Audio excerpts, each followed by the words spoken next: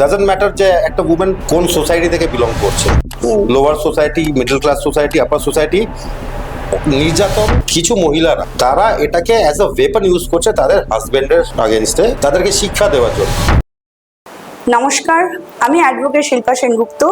Welcome to my channel the লিগালাইজার।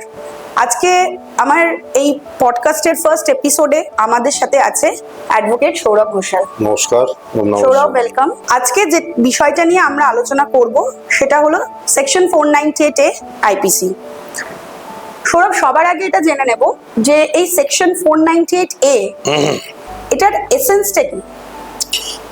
এটার main agents হচ্ছে to say মানে যারা বিবাহিত মহিলা যারা পীড়িতা, যাদের উপর নির্যাতন হচ্ছে বাই দেয়ার ইনলস বা হাজবেন্ড, তাদেরকে সেভ করা। আচ্ছা, তো এটার আমাদের ইন্ডিয়াতে এটার ইমপ্লিকেশনটা কেমন? মানে এটার কি কোনো বেনিফিট আছে? বেনিফিট অবশ্যই আছে।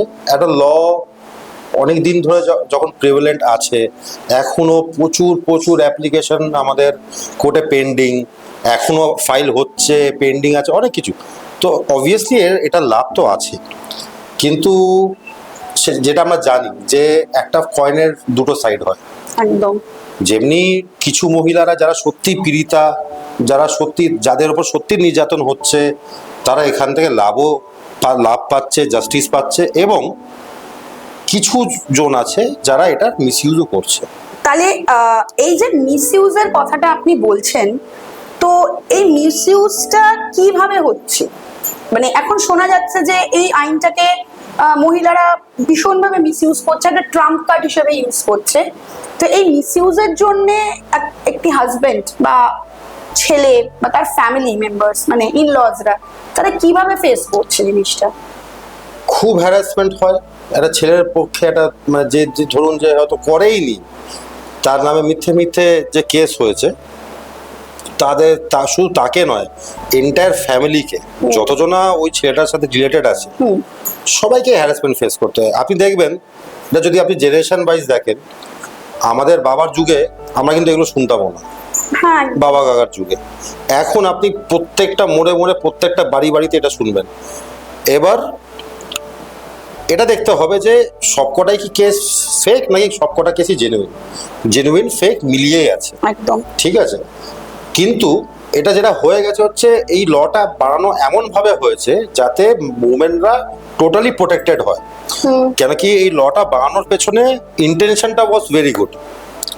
কেন কি অনেক আরবান বলুন, রুরাল বলুন, এখানে ডাজন্ট ম্যাটার যে একটা উমেন কোন সোসাইটি থেকে বিলং করছে, lower society, middle class society, upper society, নির্যাতন সব সোসাইটিতেই হচ্ছে। সবার জন্য লটা ইকুয়াল, মেন্টালি বলুন, ফিজিক্যালি বলুন, কেন কি 498 মেন্টাল ফিজিক্যাল দুটোকেই কভার করছে।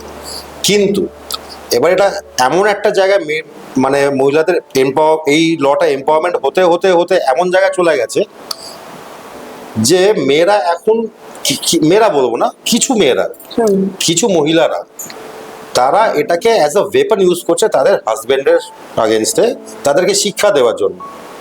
হয়তো তাদের সাথে একটা ছোট মানে এরকম অনেক জায়গায় দেখা গেছে, আমার কাছে প্রচুর ক্লায়েন্ট এসছে, হাজবেন্ডসরা এসছে, ওয়াইফরা এসছে। আমি মানে যখন ওরা যখন বলে ওদের কেসগুলো এক্সপ্লেন করে, আমি বুঝতে পারি যে হয়তো কোনো ইস্যু হয়নি, she just want to teach him a lesson। মানে কেস করার মতন কোনো ব্যাপার নয় না, মানে ওটা হয়তো একটা পাতি মিডিয়েশন করে বা এল্ডারদের সাথে বসে আলোচনার মাধ্যমে আউট অফ কোর্ট খুব ইজিলি সেটেলমেন্ট করে নেওয়া যাবে। কিন্তু যেটা বললাম, পেশেন্স কমে গেছে আর ইগো প্রচন্ড বেড়ে গেছে। হ্যাঁ, এটা এবারে ইগোর জন্য মেয়েরা ধরেই রাখে যে আমার পাওয়ার কত, আমি সেটা আমার হাজবেন্ডকে দেখাবো, আমার ল আমাকে কতটা পাওয়ার দিয়ে ল আমাকে কতটা পাওয়ার, আমি সেটা হাজবেন্ডকে প্রুভ করে ছাড়বো যে আই এম পাওয়ারফুল, তুমি আমাকে কিছু করতে পারবে না। আর সত্যিই তাই, এরকম হচ্ছেও। মানে আমার চোখে দেখা যে এখন তো নয়, হালে এই মিসইউজের জন্য আমাদের সুপ্রিম কোর্ট কিছু গাইডলাইন্স বার করেছে, ওটাকে একটু রিল্যাক্স করেছে, একটু ফ্লেক্সিবল করেছে লটাকে। আদারওয়াইজ আগে 498 কেস হওয়া মানে অ্যারেস্ট। হ্যাঁ, একদম শুরুতে এই গাইডলাইন্স আগেও ছিল, কিন্তু মানতো কেউ না।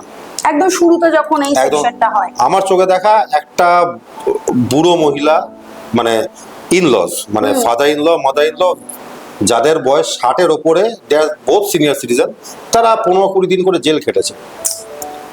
ঠিক আছে, একটা ছেলে, সে একটা সিম্পল ড্রাইভারির কাজ করে, অনেস্টলি আর্ন করে, মদ খায় না, কিছু মানে কোনো খারাপ কিছুতে খারাপ কিছু নেই, কিছু নেই। শুধু ওর বউয়ের সাথে একবার একটা ঝামেলা হয়েছিল, জাস্ট তর্কাতর্কি হয়েছে। বউ গিয়ে বাপের বাড়িতে গিয়ে বউ বললো বাপের বাড়িতে আমি ঘুরতে যাচ্ছি, ওখানে গিয়ে 498 করে দিল, ছেলে 3 মাস জেল। এইগুলো ভীষণ আনফরচুনেট আর কি। Very unfortunate. আমার মনে হয় এরকম এটা জুডিশিয়ারিও বুঝছে না যে তা নয়, আমরা সবাই বুঝছি, সবাই জানছি, কিন্তু এই মুহূর্তে এটা নিড হচ্ছে জেন্ডার ইকুয়াল লস বানানো, যাতে ছেলেদেরকেও কিছুটা সেফগার্ড পাওয়া যায়। কেন কি আমাদের লয়ে কিছু কিছু জায়গায় এমন দেওয়া আছে যে, আমাদের ল তো এভিডেন্সে চলে, কিছু কিছু জায়গায় এমন দেওয়া আছে যে ধরুন in absence of any particular মানে হার্ড কপি এভিডেন্স, ঠিক আছে, প্রাইমারি এভিডেন্স, মেয়েরা যা বলবে সেটা কি সত্যি মেনে নেওয়া হবে। এটা একটা বিশাল বড় পাওয়ার, একটা বায়াসনেস এর মতন ব্যাপারটা অনেকটা। না এটা বায়াসনেস বলবো না, এটা একটা পাওয়ার যেটাকে আপনি খুব ইজিলি ইউটিলাইজ করতে পারবেন, যেটা হচ্ছে। তো এই মিসইউজের জন্যে এমন কি হয় যে ছেলের যারা ধরুন অনেকেই তো আছে যে আজকের ডেটে প্রাইভেট সেক্টরে কাজ করে, বা সেলফ এমপ্লয়েড মানে ধরুন কি বলবো, কোন প্রফেশনে যুক্ত আছে, সেইখানে কি তাদের চাকরি চলে যাচ্ছে বা সেরকম একটা রেপুটেশন হ্যাম্পার, এই জিনিসগুলো দেখুন চাকরি চলে যায় না, কিন্তু প্রচন্ড হ্যারাসমেন্ট হতে পারে। যেমন একটা 498 এর যখন কেস আপনি বলছেন, 498টা শুধু 498 হয় না, তার সাথে সাথে আরো কিছু কেসেস অ্যাড হয়ে যায়, যেমন ডিভোর্স, 125 মেনটেনেন্সে, এখন তার সাথে ডোমেস্টিক ভায়োলেন্সের অ্যাক্টও আছে। এরকম দেখা গেছে যে হ্যাঁ হয়তো মানে এই সবকটা অ্যাক্ট প্রত্যেকটা জায়গায় মানে প্রত্যেকটা একটা আলাদা ইন্টেনশনই বানানো, আলাদাভাবে প্রোটেকশন দেওয়ার জন্য বানানো, আর খুব ভালোভাবেই এই লটা ড্রাফট করা হয়েছে। কিন্তু আগের মহিলারা ওই শিক্ষা দেওয়ার জন্য একসাথে 4টে কেসই করে দেন, ঠিক আছে। তো তাতে দেখা যায় যে হয়তো ঠিক আছে, হয়তো মানা গেল যে একবার হয়তো ছেলেটা চড় মেরেছে মেয়েটাকে, কিন্তু ওই একবার চড় মারা আর দীর্ঘদিন ধরে নির্যাতন হওয়াটার মধ্যে পার্থক্য আছে। একটা চড় মারলে 498 আসে না, হ্যাঁ ল অনুযায়ী আসে, কিন্তু আপনাকে এটাও ভাবতে হবে, আপনার যদি ম্যারেজটা মানে সাস্টেন করতে হয়, আপনি যদি একটা চড়ে 498 করে দেন, তাহলে আমার মনে হয় বিয়ে করাটাই উচিত না। আমি চড়টাকে জাস্টিফাই করছি না, আমি বলছি যে এটাকে বড় মানে বড়দের সাথে মিডিয়েশন মাধ্যমে এটাকে সলভ করা যায়, যেটা সলভ করা যায় সলভ করে নেওয়া ভালো। আজকে এই আইনের জন্য আপনি যেটা প্রশ্নটা করলেন আর কি, যে চাকরির ক্ষেত্রে বা কর্মক্ষেত্রে কি হয়, অনেক এম্বারাসমেন্ট হতে হয়, অনেক হ্যারাসমেন্ট হতে হয়। অনেক সময় কিছু প্রাইভেট কোম্পানি তো জানেন যে ছুটি দিতে চায় না, আর এইসব ক্রিমিনাল, এইগুলো তো কোয়াজি মানে 498 তো ক্রিমিনাল কেস, আর বাকিগুলো কোয়াজি ক্রিমিনাল, কোয়াজি সিভিল। এবার এই ক্ষেত্রে কি হয়, কিছু কিছু ক্ষেত্রে অ্যাকিউজ বলুন বা হাজবেন্ড পার্টিকে বলুন, ওদেরকে কোর্টে আসতেই হয়। এবার তারা প্রাইভেট জব করুক, গভর্নমেন্ট জব করুক, ডাজন্ট ম্যাটার, তাদেরকে আসতেই হয়। অনেক সময় ওরা ছুটি পায় না, তাদেরকে অফিসের সাথে একটা আলাদা ব্যাটেল লড়তে হয় ছুটি পাওয়ার জন্য, কেন কি ওরা জানে আমি ওখানে না গেলে আমার আগেনস্টে অর্ডার চলে যাবে, ঠিক আছে। তো এইসব ক্ষেত্রে তাদের একটা মানে তাদেরকে বলা হয় যে তুমি তুমি কেস সামলাও বা তুমি চাকরি সামলাও। অনেকজন বাধ্য হয় চাকরি ছেড়ে দিতে, অনেকজনকে মানে চাকরি থেকে বের করে দেওয়াটা কিন্তু আইনের মধ্যে নয়, যতক্ষণ না সে কনভিক্টেড হচ্ছে। আইন বলে যখন যে কনভিক্টেড হচ্ছে তাকে তুমি চাকরি থেকে বার করতে পারো, কিন্তু যখন অন ট্রায়াল, যখন কেসটা চলছে, during the পেন্ডেন্সি of the case, তুমি তাকে চাকরি থেকে বার করতে পারো না। একদম কিন্তু অনেক অনেক এবার ওই যে অনেক কোম্পানিরাই মানে না, নিজেদের norms আছে। নিজেদের ওরা ভাবে যে একে রাখলে আমার কোম্পানির রেপুটেশন হ্যাম্পার হতে পারে, তো অনেক কিছুই এরকম হয়। ফ্যাক্টরস রিলেটেড হ্যাঁ, থাকে এগুলো। এবার একটা ছেলের ওপরে তো ধরুন শুধু একটা ওয়াইফ বা বাচ্চা ডিপেন্ডেন্ট নয়, আমাদের ইন্ডিয়ান সোসাইটিতে মা বাবারাও থাকে, জয়েন্ট ফ্যামিলিও আছে, তারাও ডিপেন্ডেন্ট।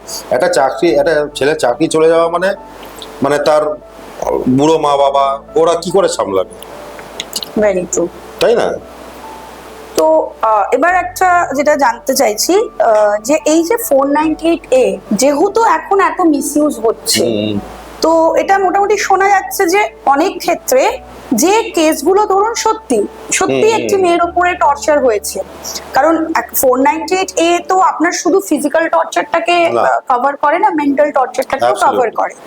তো সেই ক্ষেত্রে কি পুলিশ সঙ্গে সঙ্গে এফআইআর নেয়? মানে এটা শোনা গেছে যে পুলিশরা এফআইআর মানে ইভেন একটা জিডিও নিতে চায় না, মানে জেনারেল ডায়েরিও নিতে চায় না আজকের ডেটে দাঁড়িয়ে। তো সেই ক্ষেত্রে এই এফআইআর করার প্রসেস কিভাবে, এফআইআর এ যাবে যদি করতে হয়, মানে ধরুন আমি জেনুইন কেসগুলোর ক্ষেত্রে বলছি, সেটা তো মানে সবাই যেহেতু শুনবে তারা কিভাবে নেবে সেটা অন্য ব্যাপার, কিন্তু জেনুইন কেসে এই যে একটা থানার মধ্যেও একটা সমস্যা অ্যারাইজ করে, চট করে নিতে চায় না, Right. এনকোয়ারি করতে চায় না, শুনতেই চায় না, বাড়ি পাঠিয়ে দেওয়া হয় যে নেবই না। সেই দেখুন। ক্ষেত্রে কি হয়? দেখুন, আমাদের আইন যেভাবে ফর্মুলেট করা আছে এটা হওয়া উচিত না, কিন্তু এটা হচ্ছে, দিস ইজ ভেরি আনফর্চুনেট। কেন কি এখন আমাদের অ্যাডমিনিস্ট্রেটিভ সিস্টেম অনেকটাই ডিগ্রেড করে গেছে। শুধু 498 নয়, মানে আমাকে তো অনেক সময় অনেক কাজে থানা যেতে হয়, আমি কোনো থানার নাম নেবো না বা আলাদা করে মেনশন করবো না, কিন্তু এখন ম্যাক্সিমাম থানারই আপনি নিউজে হয়তো শুনবেন যে বেঙ্গলে ক্রাইম রেট খুব কম। তাহলে যদি ক্রাইম রেট কমই হয়, আমাদের কোর্টে এত এত কেসেস পেন্ডিং কি করে যাচ্ছে? একদম ঠিক আছে, ব্যাপারটা হচ্ছে কি, থানা, যে কোনো থানা, আর আমি সব থানাও বলছি না, কিছু কিছু থানা আছে যারা সত্যিই খুব ভালো কাজ করে, কোঅপারেট করে, খুব ভালোভাবে কোঅপারেট করবে, মানে আপনার এমন মনে হবে যে ওরা আমার বাড়িরই লোক। ঠিক আছে, খুব ভালো তারা কাজ করে। কিন্তু ম্যাক্সিমাম থানা আছে যারা প্রথম তাদের ইন্টেনশনই থাকে আমি কমপ্লেনই নেবো না, আমি আদার সাইডকে দেখে এই পার্টিকে ডেকে আমি মিউচুয়াল করে দেবো। তো সেটা কি মনে হয় না যে একদিক থেকে একটা মানে গুড ইন্টেনশন? না, গুড ইন্টেনশন নয়, এই কারণে, কেন কি ওটা কোনো পার্মানেন্ট সলিউশন নয়। আপনি যেহেতু বললেন যে যারা সত্যি পীড়িতা, 498-এর যে আপনি যে প্রথম কোশ্চেনটা করেছিলেন যে এসেন্স, এর মেন এসেন্সটা হচ্ছে যে ওই একটা চর বা দুটো চরে না, এটা হচ্ছে this is a offence which is continuing in nature. মানে আজকে ধরুন আপনার বিয়ে হলো 2000 সালে, আপনাকে আপনার বর 2001-এ হয়তো মারধর করেছিল, তারপর সবকিছু ঠিকঠাক ছিল, তারপর 2002-এ আরেকবার করলো, ঠিক আছে, তারপর 5 বছর করলো না, তারপর 2008-এ এসে আবার করলো, মানে কোথাও একটা রিপিটেশন চলছে বা মেন্টাল ক্রুয়েলটি হচ্ছে, হাত হয়তো তুলছে না। তো এটা একটা কন্টিনিউইং অফেন্স। এটা কোনো সময় আপনি বলতে পারবেন না যে 2001-এ হয়েছিল 2010-এ এসে কেন কমপ্লেন করছে। আচ্ছা, ঠিক আছে, তো তো এই কারণে এই থানাতে যখন এরা যায়, তো এরা তো পীড়িতা, তো এরা তো বুঝতে পারছে যে আমার সাথে এত বছর ধরে জিনিসটা হচ্ছে, এত বছর ধরে এটা হচ্ছে, আমি কমপ্লেন করতে চাই। এবার তাকে যদি আপনি জোর জবরদস্তি মিডিয়েশন করে দিয়ে নেন, এটা মানে হাজবেন্ড তো নিয়ে চলে গেল, সে বাড়িতে গিয়ে আবার মারবে, হতেই পারে, আবার মেন্টাল ক্রুয়েলটি করবে। এবার ওনার তো কনফিডেন্স ব্রেক হয়ে গেল, উনি তো ভাবছেন যে আমি থানায় গিয়ে কোনো লাভ নেই, একদম, তাই না? তো যাই হোক, তো যারা শুনছেন এটা, আমি তাদেরকে বলছি এটা থানার বাইরেও একটা অপশন আছে। আমি বলবো যে দেখুন, অনেক লোকেরাই তো এখন মানে গুগলের থ্রু দিয়ে লয়ার হয়ে গেছে, অনেক, তারা লয়ারের থেকেও বেশি আইন জানে। আমি বলবো গুগলটাকে কাজে লাগান, গুগল থেকে দেখুন, আইন শিখুন, কেন কি প্রত্যেকটা সিটিজেনেরই আইন জানাটা দরকার। একদম, দে শুড বি অ্যাওয়্যার যে আমাদের রাইটস কি। তো আপনি গুগলে খুঁজুন, আপনি একটা ভালো অ্যাডভোকেট খুঁজুন, একটা ভালো অ্যাডভোকেটের অ্যাডভাইস নিন। কেন কি থানা যদি আপনার কমপ্লেন না নিতে চায়, তার আইনি আপনাকে একটা প্রোটেকশন দিচ্ছে 156(3)তে। তার আগে কিছু স্টেপস আছে, যেটা কমিশনারকে চিঠি করা, একে করা, ওখানে জাস্ট ওটা একটা কাইন্ড অফ প্র্যাকটিস। ফর্মালিটিজ হ্যাঁ, এটা কিছু ফর্মালিটিজ আছে, ওটা পেরিয়ে এসে আপনি কোর্টে ডাইরেক্ট অ্যাপ্লিকেশন করতে পারেন আন্ডার 156(3), যেটা একদম আগে আইপিসির আন্ডারে, সরি সিআরপিসি আন্ডারে ছিল। ঠিক আছে, তো ওখানে আপনি ম্যাজিস্ট্রেটকে ডাইরেক্ট কমপ্লেন করছেন। কমপ্লেন করে ম্যাজিস্ট্রেট আপনার কথা শুনবে, থানাকে ডিরেকশন দেবে যে আপনি দেখুন এটা আপনি কমপ্লেন নেননি কেন, থানাটা রিপোর্ট জমা দেবে, আপনার কেস শুরু হয়ে যাবে অ্যাজ এন এফআইআর। যদি আপনার কেস ম্যাজিস্ট্রেটকে আপনি যদি কনভিন্স করতে পারেন যে আমার কেসটা জেনুইন, তো এখানে বায়াসনেসের কোনো ব্যাপার নেই, ম্যাজিস্ট্রেট ডাইরেক্ট অর্ডার দিচ্ছে, তো আপনার কেস এখান থেকে এফআইআর হচ্ছে। এবার আপনি সেটা থানার সাথে মনিটর করবেন। ঠিক আছে, তো এখানে ওই কারণে এখানে এরকম হয়ে গেছে যে যারা সত্যি পীড়িতা তারা হয়তো থানায় গিয়ে পৌঁছতেই পারছে না, কারণ কি তারা হয়তো জানে না যে কোর্টের থেকে ওই জিনিসটা হয়, তারা হয়তো পার্সোনালি কোনো অ্যাডভোকেটকে চেনে না, তারা হয়তো অ্যাপ্রোচ করতে ভয় পাচ্ছে বা অ্যাপ্রোচ করতেই পারছে না কাউকে, তাই না? তো তাদের জন্যই বললাম যে এইরকম একটা প্রসেস আছে, আপনারা অবশ্যই খুলে আসুন, বলুন, আর নিজের রাইটটাকে সিকিউর করুন। আর এই যে ধরুন 498A এফআইআর করা বা কমপ্লেন করা যাই হোক, সেটার অ্যাকচুয়াল জুরিসডিকশন কোনটা? মানে একটি মেয়ে যদি 498A করতে চায়, সে কোন থানায় যাবে? সে তার বাপের বাড়ির দিকে থানায় যাবে না শ্বশুর বাড়ির দিকে থানায় যাবে? দুটোতেই যেতে পারে, তারা দু জায়গায় করতে পারে, দু জায়গাতেই যেতে পারে। আর তাছাড়া এখন নিয়ম যেটা হয়ে গেছে, ধরুন সে মেয়েটা কাজের সূত্রে কোথাও অন্য কোথাও আছে, একদম ঠিক আছে, মানে তার বাপের বাড়ি ধরে দিন বা কলকাতা, শ্বশুর বাড়ি ধরে দিন মালদা, ঠিক আছে, সে মালদা থেকে অত্যাচারিত হয়ে কলকাতায় চলে এলো, কিন্তু চাকরির সূত্রে দেখা গেল সে মেদিনীপুরে কাজ করছে, কথার কথা বলছি, ফর এক্সাম্পল, সে চাইলে মেদিনীপুরেও কমপ্লেন করতে পারে, কিন্তু মেদিনীপুরে যেহেতু ঘটনা ঘটেনি বা বিয়ে হয়নি, তো এখন যেটা নিয়ম হয়েছে যে ওখানকার থানা ওখান থেকে কেসটা জুরিসডিকশন ওরা ডিসাইড করবে, করে পার্টিকুলার যেখানে অ্যাকচুয়াল জুরিসডিকশনে ওখানে কেসটাকে ট্রান্সফার করে দেওয়া হবে। সেটা মেয়ের বাপের বাড়ি হোক বা শ্বশুর বাড়ি হোক, কেন কি মেয়ে যদি, ওটা মেয়ের স্টেটমেন্টের উপর ডিপেন্ড করে, কেন কি যদি অ্যাকচুয়ালি শ্বশুর বাড়িতে ওনাকে নির্যাতন করা হয়, তাহলে শ্বশুর বাড়ি থানায় জেনারেলি কেসটা নেয়, বাপের বাড়িতে থানাতেও হয়, কেন কি যেহেতু ওই যে বললাম কন্টিনিউইং অফেন্স, এই যে উনি বাপের বাড়িতে আছেন, কেন আছেন, ওনাকে তো নয় মারধর করে তাড়িয়ে দেওয়া হয়েছে, না হয় ওনাকে বাধ্য করা হয়েছে বাড়ি থেকে বেরিয়ে যাওয়ার জন্য, তো ওটাও একটা অফেন্স, একটা মেন্টাল অফেন্স, যে আমাকে বাধ্য হয়ে আমাকে বাপের বাড়িতে থাকতে হচ্ছে, তো জুরিসডিকশন ওটাও বাপের বাড়িও আসছে। তো এবার যেটা প্রশ্নতে আসতে চাইছি, যে অনেক সময় দেখা গেছে যে এভিডেন্সের অভাবে বা সত্যি হয়তো যেটা বললাম যে কেসটা জেনুইন নয়, ওই সামান্য একটা ছোট্ট ইস্যুর জন্য ওই হ্যারাসমেন্ট বা একটা রিভেঞ্জ নেব বা ইগো, যেটাই বলতে পারেন হাজবেন্ড ওয়াইফের মধ্যে, হ্যাঁ 498 করেছে, সেই ক্ষেত্রে দেখা গেছে কোর্ট কিন্তু end of the day acute করেছে, মানে ট্রায়াল চলেছে, ট্রায়াল চলে অ্যাকুইট করেছে। এবার ধরুন যদি অ্যাকুইট হয়ে থাকে কোনো হাজবেন্ড বা তার ফ্যামিলি, তো সেই ক্ষেত্রে তার কি কোনো রাইট আছে? তার যে এতদিন একটা হিউমিলিয়েশন, একটা রেপুটেশন, বা ধরুন একটা ফিনান্সিয়াল একটা গেল, ট্রাবল গেল, হ্যাঁ, বিভিন্ন হ্যারাসমেন্টের মধ্যে দিয়ে তো তাকে যেতে হলো যতদিন না ট্রায়ালটা এন্ড হচ্ছে, তো তার কি কোনো আইনত রাইট আছে যে সে এটাকে কোথাও গিয়ে সে একটা কোনো অ্যাপ্লিকেশন করতে পারে? দেখুন এই জায়গাটা না খুব ডাইসি, কারণটা আমি বলছি আপনাকে। আপনি যে বললেন অ্যাকুইট হয়ে যাওয়াটা, অ্যাকুইট দুভাবে হয়। এক, এভিডেন্সের জোরে হয়, যে হ্যাঁ মানে আমি এভিডেন্স দেখালাম যে আমি নির্যাতন করিনি, বা আমি এভিডেন্স দেখালাম যে ও যা যা বলছে সব মানে ওয়াইফ যেটা বলছে সব মিথ্যে, তাহলে আমার একটা রাইট থাকে যে হ্যাঁ আমি একটা ক্রিমিনাল ডিফেমেশন ফাইল করতে পারবো, যে তুমি আমার নামে মিথ্যা মামলা করেছো, যার জন্য আমার সোশ্যাল যে আমার যে নেমটা আছে বা আমার যে একটা রেপুটেশন আছে সেটা হার্ম হয়েছে, ঠিক আছে, লোকেরা আমাকে ক্রিমিনালের চোখে দেখেছে, আমি ক্রিমিনাল ডিফেমেশন করতে। কিন্তু এই যে আপনি বললেন যে এভিডেন্সের অভাবে, হুম। এভিডেন্সের অভাবে যদি অ্যাকুইট হয়, আপনি একটা জিনিস ভাবুন, একটা কেস যদি একটা বছরে ফাইল হচ্ছে, ধরুন এই বছর ফাইল হচ্ছে, 7 বছর 8 বছর ধরে কেস চললো, যে অ্যাকুইট হচ্ছে ওই কেসটা থেকে, তার মাথায় আর আসবে না, সাইকোলজি ওয়াইজ বলছি, যে তার মাথায় আসবে না যে আমি আবার একটা কেস একটা কেস করবো। করি, একদম একদম। সে চাইবে ওখান থেকে পালানোর জন্য। এবার বেরিয়ে আসি বাবা। তাছাড়াও আরেকটা পয়েন্ট আছে, যারা এই ফেক কেসেসগুলো করে, যারা ওই শিক্ষা দেবো বা আমি টাকা আদায় করব,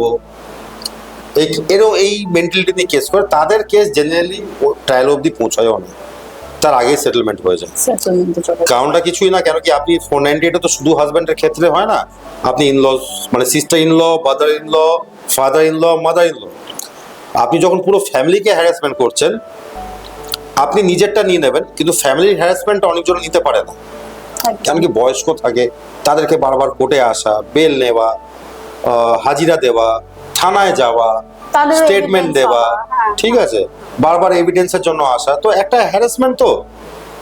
তো এই হ্যারাসমেন্ট থেকে বাঁচার জন্য একটা ম্যাক্সিমাম, আমি এটা ধরে নিন, যদি 100টা যদি কেসেস হয়, 85খানা কেসেস সেটেলমেন্টই শেষ হয়ে যায়।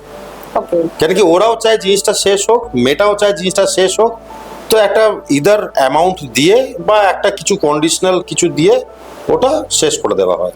ডিউরিং দ্য প্রসেস, মানে ডিউরিং দ্য ট্রায়াল প্রসেসে, সেই ক্ষেত্রে কি হাজবেন্ডদের জন্য কোনো আইন আছে যেখানে তারা কোনো হায়ার কোনো ফোরামে, হায়ার কোনো কোর্টে গিয়ে তারা কোনো অ্যাপ্লিকেশন করতে পারে তাদের মামলাটাকে ডিসপোজ করার জন্য? হাজব্যান্ডদের জন্য আলাদা করে কোনো আইন নেই, ঠিক আছে, কিন্তু হ্যাঁ, মানে যদি হাজব্যান্ডরা মনে করে যে তাদের অবিচার হয়েছে, যে কোর্ট হয়তো ওদের কথা শোনেনি বা বায়াসলি অর্ডার দিয়েছে, হ্যাঁ অবশ্যই আছে, আপনি ডিস্ট্রিক্ট কোর্টে যেতে পারেন, হাই কোর্টে যেতে পারেন, সুপ্রিম কোর্টে যেতে পারবেন, এরকম প্রচুর মামলা গেছে, রিমার্কেবল জাজমেন্টসও আছে সুপ্রিম কোর্টের। আপনি এবার ব্যাপারটা ওইটাই হচ্ছে ব্যাপার, যে আপনি হাইকোর্ট এবং সুপ্রিম কোর্টের জাজমেন্ট যদি খোলেন, 101 আপনি জাজমেন্ট দেখতে পারবেন এরকম কেসেসের, যেখানে দেখা গেছে যে হাজব্যান্ডের ফেভারে রায় গেছে, একদম। ঠিক আছে, মেয়েটার যে অ্যালিগেশনগুলো ছিল সবই ফলসিফাই করে করে দেওয়া হয়েছে, অ্যালিমানি হয়তো গ্রান্টই করেনি কোর্ট, হাজব্যান্ডকে টোটাল ইমিউনিটি দিয়ে দিয়েছে, হয়েছে, হয় না যে তা নয়, মানে আমি মানে এটা এটা এটা বলাটাও ভুল যে আইন শুধুই মেয়েদের পক্ষে, আইন সত্যির পক্ষে, কিন্তু ওই সত্যটা যেতে অবধি সময় লাগে, ধৈর্য লাগে, একদম। ঠিক আছে। লোয়ার কোর্ট সেটা করতে পারে না, তাদেরও অনেক বাউন্ডেশন থাকে, বা ধরে নিন তারা তো মেন এভিডেন্স নিয়ে নাড়াঘাটা করে, এবার এভিডেন্স যদি না থাকে কি করা যাবে, একদম। তাই না, ওদেরও হাত বাঁধা। হ্যাঁ, তো সেটা আপার কোর্টে গিয়ে অনেক ছেলেরাই পেয়েছে, কিন্তু এরকমও দেখা গেছে আপার কোর্টে গেছে ছেলেরা, ওখানেও গিয়ে অবিচার পেয়েছে, ঠিক আছে। তো সেটা case to case wise vary করে, আপনি ওরকম ভাবে জেনারেলাইজ কিছু করতে পারবেন না, প্রত্যেকটা কেসে একটা আলাদা মেরিট থাকে, হয়তো শুনতে এক লাগবে যে হ্যাঁ এ ওকে মেরেছে, ও কেস করেছে, কিন্তু ওকে মারা আর কেস করার মধ্যে প্রচুর ভেরিয়েশনস আছে, প্রচুর নিজস্ব আলাদা আলাদা মেরিট থাকে। মানে আইনটাকে কোথাও একটা রিফর্ম করাটা খুব প্রয়োজন নাওয়াডেজ। আপনি যদি সেটা মানে আপনার দিক থেকে আপনার কি মনে হয়? দেখুন, আমি তো এটা স্ট্রংলি বিলিভ করি যে আমাদের যে পার্লামেন্ট, মানে আমাদের যে পার্লামেন্টারি স্ট্রাকচার, যারা লেজিসলেচার আছে, তাদেরকে নতুন কিছু আইন আনা দরকার। আমি তো ভেবেছিলাম বিএনএস যখন হচ্ছে নতুন কিছু আইন আসবে, আসেনি ওরমভাবে, বাট ঠিক আছে, but I still have hope যে জেন্ডার নিউট্রাল লস আসাটা দরকার। কেন কি আপনি দেখবেন এখন তো সোশ্যাল মিডিয়ার যুগ,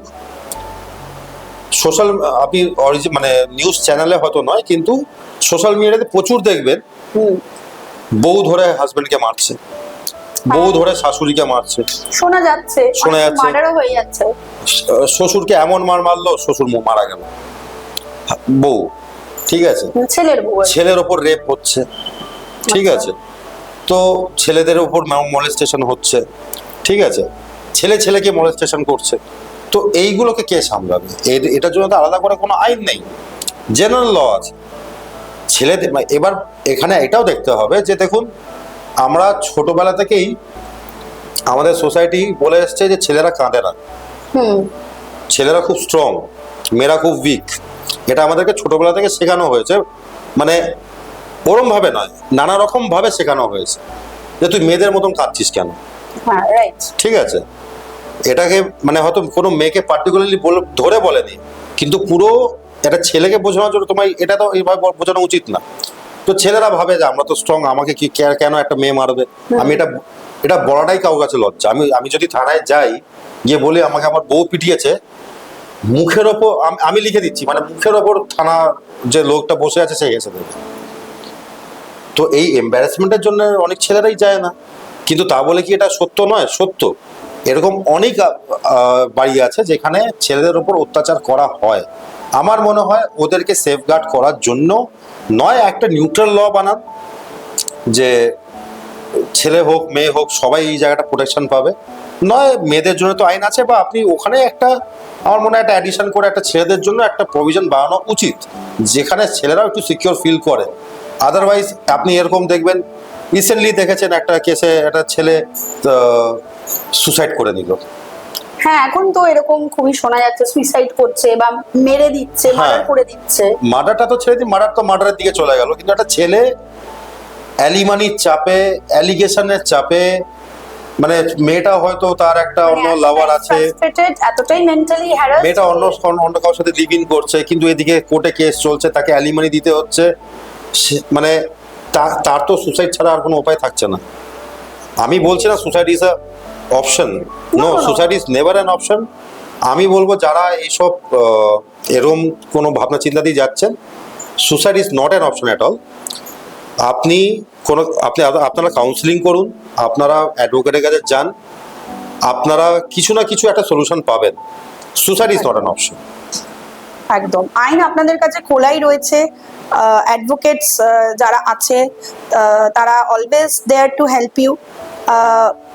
তো ট্রাই কি একটা ভালো অ্যাডভাইস নেবার, কনসালটেশন নেবার বিফোর কি কোনো কিছু মানে খারাপ চিন্তা ভাবনা বা থানা কোর্ট এইসব যাওয়ার আগে সবার আগে যেটা দরকার একজন ভালো অ্যাডভোকেটের কাছ থেকে একটা কনসাল্ট করে নেওয়া, এটা সব থেকে ভীষণভাবে প্রয়োজন। আজকে আমার লাস্ট কোয়েশ্চেন যেটা, এই 498A এটার ইম্প্যাক্ট সিটি এবং রুরাল এরিয়াস দুটোর মধ্যে তো নিশ্চয়ই একটা ডিফারেন্স আছে। সেটা কিরকম ডিফারেন্স, মানে সিটিতে এটার ইয়ে বা রুরাল এরিয়াসে এটার কিরকম ইয়ে হয়? দেখুন, আমি যেটা আপনাকে বললাম যে 498 তো শুধু হয় না, 498 সাথে সাথে বাকি ওই মামলাগুলো হয়। এইটা আপনি বলতে পারেন যে আরবান এরিয়াতে এটার এফেক্টটা অনেকটাই বেশি, অনেকটা বেশি। আপনি যে কোনো রুরাল এরিয়া চলে যান, যদি আমি বলি যে ধরুন আরবান এরিয়াতে ধরে দিন, আরবান এরিয়ার কোনো একটা মিডল ক্লাস ফ্যামিলি ধরে দিন, যে হাজবেন্ড তার ওয়াইফকে কোথায় কোথায় দুটো গালি দিয়ে দিল, একদম ঠিক আছে, উনি চলে গেলেন 498 করতে। আপনি রুরাল এরিয়া যান, ওদের মধ্যে পেশেন্স আছে, তার মানে ওদের মধ্যে কি হচ্ছে না হচ্ছে, কিন্তু মাত্রাটা খুব কম, ডিভোর্সের মাত্রাটা খুব কম। যেটা আরবান এরিয়ায় 498 আর ডিভোর্স, হ্যাঁ হয়তো আপনি ওয়ার্ল্ড রেটিংয়ে বলতে পারেন যে ওয়ার্ল্ড রেটিংয়ে যদি আপনি হিসাব করেন ইন্ডিয়ার ডিভোর্স রেট খুব কম, কিন্তু the alarming thing is last 10 ইয়ার্সে যে পার্সেন্টেজে ডিভোর্সের মাত্রা বাড়ছে আরবান এরিয়া থেকে specially, that is alarming, quite alarming. মানে এরকম একটা সময় আসতে চলেছে এই ম্যারেজ ইনস্টিটিউশনটাই বন্ধ হয়ে যাবে। একদম, আমরা সেই দিকেই এগোচ্ছি। কেন কি তার অনেক কারণ আছে, সেটা হয়তো একটা আলাদা বিষয়ের বস্তু, মানে আলাদা আলোচনার একটা বিষয়বস্তু হবে। কিন্তু এই লাইফের মানুষের লাইফস্টাইল বলুন, মানুষের পেশেন্স বলুন, ঠিক আছে, মানে 498-এ ডিভোর্স আরবান এরিয়াতে সব থেকে বেশি, রুরাল এরিয়াতে আছে খুব কম, খুব কম। সেটার কারণ আপনি বলতে চাইছেন যে রুরাল এরিয়াজে এখনো অব্দি মানুষের মধ্যে একটা পেশেন্স বা ওই চট করে থানা পুলিশ করব, কেসে যাব, ওই জিনিসটা তাদের মধ্যে এখনো হিট করে না। তার কারণটা হচ্ছে, দেখুন আপনি একটা জিনিস দেখবেন, আপনি যদি লাস্ট 5 to 10 ইয়ার্সের একটা ব্র্যাকেট করে আপনি যদি দেখেন দ্য পারপাস অফ ম্যারেজ, এই ম্যারেজের পারপাসটা কি। আজকে যে দুটো লাভ ম্যারেজ বলুন বা অ্যারেঞ্জ ম্যারেজ বলুন, ঠিক আছে, ম্যারেজের পারপাসটা কি দাঁড়িয়েছে। লোকেরা ম্যারেজ করছে প্রি ওয়েডিং শ্যুট করার জন্য, ভালো ছবি তোলার জন্য, সিঁদুর দেওয়ার ছবি 2 বছর 3 বছর ধরে পোস্ট করব, মজা করব, যেটা আমি বাপের বাড়িতেও মানে মেয়ের তরফ থেকে যেটা আমি বাপের বাড়িতে করে এসেছি সেম লাইফ স্টাইলটা আমি এক্সপেক্ট করব যে আমার শ্বশুর বাড়িতেও থাকবে, আমাকে এই করে রাখবে, ওই করে রাখবে। গ্রামের লোকেরা কিন্তু ওটা ভাবে না। একদম, একদমই তাই। ঠিক আছে, তো এই যে আমার এই যে এক্সপেকটেশনস অফ ম্যারেজেস, ঠিক আছে, তো এখানেই গলতটা, এখানেই মুশকিলটা হয়ে যায় যে আপনি এক্সপেক্ট করছেন ম্যারেজের পরে আমার লাইফস্টাইল সেম থাকবে, যেই সেম থাকছে না, যেই আপনাকে রেসপন্সিবিলিটি সামনাসামনি যেতে হচ্ছে, আপনাকে বুঝতে হচ্ছে যে এবার তো আমাকে রেসপন্সিবিলিটি নিতে হবে, আমি নেবো না, সেখানেই লাগছে গন্ডগোল। গ্রামের লোকেরা কিন্তু ভালো করে জানে যে আমার ম্যারেজ হচ্ছে মানে আমার স্ট্যাটাস চেঞ্জ হচ্ছে, I am going to be a ওয়াইফের একটা রেসপন্সিবিলিটি আছে, হাজব্যান্ডের একটা রেসপন্সিবিলিটি আছে। হ্যাঁ, তারপরে ঝামেলা হলো, গন্ডগোল হলো, that is a different issue. একদম, সেটা ঠিক। ঠিক আছে, আরবান এরিয়াতে মানে এই যে একটা ফেক ফেমিনিজম একটা দাঁড়িয়েছে, ঠিক আছে, যে আমি ছেলের সমান হতে গেলে আমাকে অমুক অমুক অমুক অমুক জিনিস করলেই আমি ছেলের সমান। এই জিনিসটা যে হয়ে দাঁড়িয়েছে, এই জিনিসটাই মুশকিল। আমি একটা উমেন ওয়ার্কিং হতে পারে, একটা উমেন হাউসওয়াইফ হতে পারে, ঠিক আছে। আজকাল আপনি দেখবেন, আপনি কোনো একটা উমেন যদি ইন্ট্রোডিউস করে নিজেকে অ্যাজ এ হাউসওয়াইফ, 4টে লোক তাকে ছোট হিসাবে দেখবে। একদম, হ্যাঁ। আর আজকে যদি একজন বলে যে আমি অমুক ব্যাংকের অমুক ম্যানেজার, ওরে বাবারে বিশাল বড় ব্যাপার।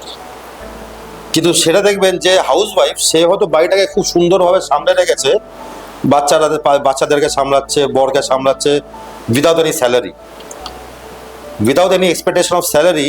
তার শরীর খারাপ হোক, তার জ্বর হোক, সে হসপিটাল থেকে এসে 2 দিনের মধ্যেই রান্না করছে, আবার বাচ্চাদের রেডি করছে, স্কুল পাঠাচ্ছে, জামা কাপড় কাচ্ছে, এই করছে, সব সামলাচ্ছে। একদম। কিন্তু যেদিকে যে আমি বলছি না ওয়ার্কিং উমেনদের বাড়িতে ওঠেছে না, কিন্তু তাদেরও তো একটা মহিলা যদি বাইরে কাজ করে, তাকেও বাড়িতে এসে তার একটা অন্যরকম চ্যালেঞ্জেস ফেস করতে হবে। সেই চ্যালেঞ্জেসগুলোকে অ্যাকসেপ্ট করতে হবে এবং ওটাকে মিউচুয়ালি ওটাকে আন্ডারস্ট্যান্ড করে, নয় আপনার হাজবেন্ডের সাথে কথা বলুন, একটা আন্ডারস্ট্যান্ডিংয়ে আসুন। এরকম অনেক হয়েছে যে এখনকার আইটি কোম্পানিগুলো, হাজবেন্ড নাইট ডিউটি করছে, ওয়াইফ ডে ডিউটি করছে, তার মধ্যে তো দেখা সাক্ষাৎই হচ্ছে, মানে ওই এবার তাদের ছুটিটাও এমন দিনে পড়ছে, হাজবেন্ড ছুটি পায় ওয়েডনেসডে, ওয়াইফ ছুটি পাচ্ছে হয়তো সানডে, একদম, মানে তাদের ছুটি দিনেও দেখা হচ্ছে না। ঠিক আছে, তো এরকম লাইফস্টাইল যারা লিড করছেন তাদেরকে খুব মাথার বিয়ের আগে এইগুলোকে ডিসাইড করতে হবে যে ওয়ার্কিং হলে আমাকে এই করে, কেন কি নিজের রেসপন্সিবিলিটিস, নিজের রাইটস, এগুলোকে ডিসকাস করুন। শুধুই ওই ওয়েডিং শ্যুট বা কি হবে বা মেনু কি হবে, এগুলো বাদ দিয়ে আরো অনেক আলোচনা আছে যেটা করাটা দরকার বিয়ের আগে। যদি ওটা সর্ট আউট করে দিতে পারেন, দেখবেন আপনি ওয়ার্কিং হন বা হাউসওয়াইফ হন বা যাই হন, আপনার লাইফ অনেকটা বেটার থাকবে আগের থেকে। একদম। So with an ending note, এটাই বলবো যে সবাই নিজের রাইটটা জানুন, নিজেদের রাইটের জন্য ডেফিনেটলি আপনারা আইনের কাছে আসুন, আইনের হেল্প নিন, বাট কাইন্ডলি আইনটাকে মিসইউজ করবেন না, সেটা ডেফিনেটলি আমি সকলকেই বলবো।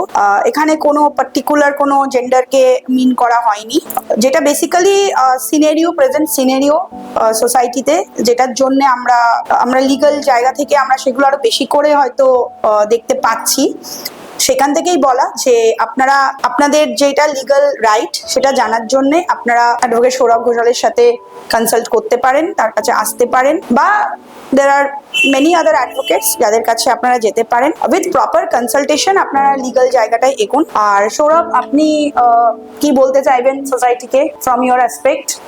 আমি এটাই বলতে চাইবো যে দেখুন, বিয়েটা একটা বিশাল বড় একটা ডিসিশন।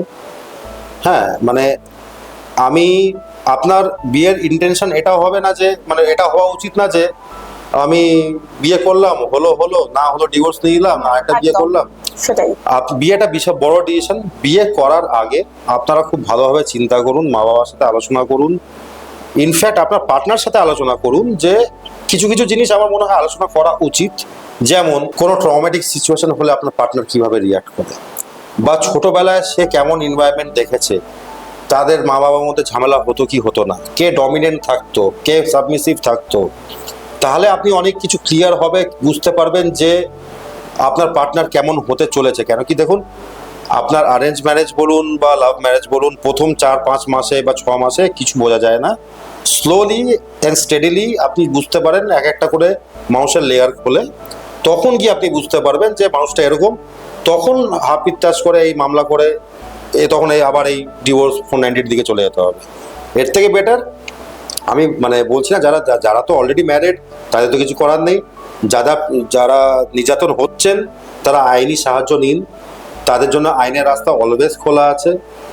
আর যাদের মনে হচ্ছে যে না এটাকে আমি সলভ করতে পারবো with the intervention of elders or family friends, আপনারা তাদের সাহায্য আগে নিন।